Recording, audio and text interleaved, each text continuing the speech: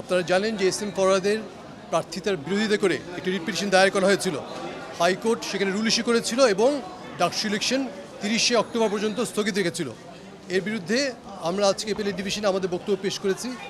এখানে আমরা বলেছি যে যেই গ্রাউন্ডে ওনার প্রার্থীতে চ্যালেঞ্জ করা হয়েছে সেটা সঠিক নয়। বলা হয়েছিল যে উনি নিষিদ্ধ সংগঠন, ছাত্র সংগঠনের একটি সদস্য। আমরা দেখিয়েছি বিভিন্ন ডকুমেন্ট কোর্টের কাছে, কোর্টের নজরে এনেছি এবং আমরা বলেছি যে আসলে কখনোই উনি কোনোদিন ওই নিষিদ্ধ সংগঠনের সাথে জড়িত ছিলেন না।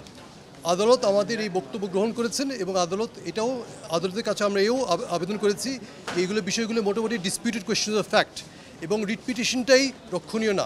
এখানে রুলই ইস্যু হয় না, সেখানে কীভাবে ডাকসু ইলেকশন স্টে হয়। আমরা ওনার একটা মডিফিকেশনের দরখাস্ত করে মডিফিকেশনে প্রেয়ার করেছিল। ওনারা বলেছিল যেখানে একটা ইনকোয়ারি হওয়া উচিত যে উনি কি আসলেই এই নিষিদ্ধ সংগঠনের সাথে জড়িত ছিল কিনা।